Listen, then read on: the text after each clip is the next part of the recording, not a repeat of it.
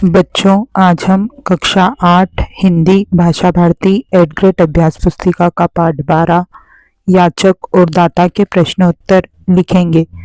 बहुविकल्पीय प्रश्न सही उत्तर छांटकर लिखिए। प्रश्न 1, पाठ के अनुसार प्रतिदिन मंदिर के द्वार पर फूल कौन बेचता था?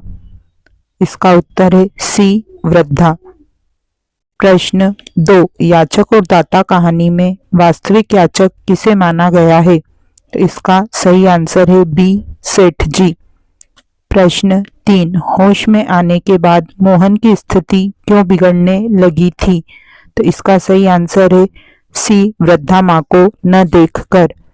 प्रश्न 4, मोहन के पूर्ण स्वस्थ होने में कौन सी बात प्रमुख थी? इसका सही आंसर है डी, ममता। प्रश्न 5, ममता में ता के स्थान पर त्व प्रत्यय लगने से नया शब्द बनेगा। तो इसका सही आंसर है बी, ममत्व। नीचे दिए गए शब्दों में से उचित शब्द चुनकर रिक्त स्थानों की पूर्ति कीजिए। शब्द हैं दाता, औषधि, कहावत, रविंद्रनाथ ठाकुर, मुहावरा, नीरू, याचक, महादेवी वर्मा। प्रश्न 6, साहित्य के नोबेल पुरस्कार से सम्मानित भारतीय हैं? तो इसका उत्तर है रविंद्रनाथ ठाकुर। प्रश्न 7, निरुत्तर शब्द में प्रयुक्त उपसर्ग है? तो इसका सही आंसर है नीर। प्रश्न 8, माँ की ममता ने का काम किया? तो इसका उत्तर है औषधि। प्रश्न 9, सेठ बनारसी दास अपने बेटे के लिए वृद्धा माँ के आगे बनकर खड़े थे। तो इसका उत्तर है याचक। प्रश्न 10, प्राणों के लाले पड़ना है? उत्तर मुहावरा। अति लघु उत्तरीय। प्रश्न 11, मेरा बच्चा बहुत बीमार है, वाक्य में उद्धरण चिन्ह लगाकर फिर से लिखिए। उत्तर, मेरा बच्चा बहुत बीमार है में उद्धरण चिन्ह लगा के लिख देंगे। प्रश्न 12, वृद्धा माँ पैसों की बचत क्यों करने लगी थी? उत्तर, वृद्धा माँ बच्चे के सुखद भविष्य के लिए पैसों की बचत करने लगी थी। प्रश्न 13, वृद्धा माँ को किस बात की आशंका थी? उत्तर, वृद्धा माँ को हांडी में रखे धन के चोरी हो जाने की आशंका थी। प्रश्न 14, मोहन सेठ जी का पुत्र है, इस बात का पता कैसे चला?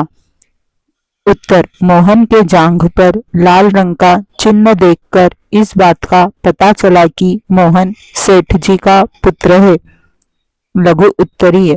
प्रश्न 15, सेठ जी के हाथ पांव फूलने लगे, वाक्य में रेखांकित वाक्यांश का अर्थ क्या है? उत्तर, उपरोक्त वाक्यांश का अर्थ है डर या शोक से घबरा जाना, अर्थात किसी व्यक्ति का ऐसी स्थिति में पहुंच जाना जिसमें उसे डर या भय लगने लगे और वह घबराने लगे। प्रश्न 16, इन शब्दों की वर्तनी शुद्ध करके लिखिए। तो यह शुद्ध वर्तनी करके शब्द लिखे हैं जिजीविषा, वात्सल्य, दर्शनार्थियों, सहानुभूति। प्रश्न 17, अब यह तुम्हारा बच्चा है, इसलिए इसे प्राण देकर भी बचाओगे, दूसरे के बच्चे की जान नहीं होती। यह कथन किसने किससे कहा और क्यों? उत्तर, यह कथन वृद्धा माँ ने सेठ जी से कहा था, क्योंकि जब सेठ जी को पता चला कि मोहन उनका खोया हुआ बच्चा है, तब वह उसे किसी भी कीमत पर बचाना चाहते थे, परंतु इससे पूर्व उन्होंने उसे बचाने के लिए वृद्धा माँ की मदद नहीं की थी। प्रश्न 18, बच्चे के मिलने के बाद वृद्धा माँ के जीवन में क्या परिवर्तन आ गया था? उत्तर, बच्चे के मिलने के बाद वृद्धा माँ में वात्सल्य की तड़प एवं जिजीविषा बढ़ गई थी। अब वह पहले से ज्यादा श्रम करती और शीघ्र लौटने की कोशिश करती थी। उस बालक के सुखद भविष्य के लिए वह पैसों की बचत भी करने लगी थी। दीर्घ उत्तरीय प्रश्न। प्रश्न 19, सेठ जी की पहचान देवभक्त और धर्मात्मा के रूप में थी, आप इस बात से सहमत हैं या नहीं? कारण सहित अपने विचार लिखिए। उत्तर, सेठ जी की पहचान देवभक्त और धर्मात्मा के रूप में थी। हम इस कथन से सहमत नहीं हैं, क्योंकि सेठ जी ने एक गरीब एवं असहाय वृद्धा माँ के साथ धोखा किया था। उन्हें उसकी स्थिति पर दया नहीं आई थी, जबकि एक सच्चा देवभक्त और धर्मात्मा वह होता है जो गरीब एवं असहाय की संकट के समय मदद करे एवं प्राणी मात्र के प्रति दया का भाव जिसके मन में हो। देवभक्त व धर्मात्मा कभी किसी को धोखा नहीं देता है। प्रश्न 20। वृद्धा माँ के आंसुओं में फूलों का मकरंद और ममता की गंध थी। इस कथन का आशय लिखिए। उत्तर, जब सेठ जी ने वृद्धा माँ को मोहन के पास रुकने को कहा तो उसने मना कर दिया और वह वापस अपने नेत्रों से आंसू बहाते हुए अपनी झोपड़ी में लौट आई।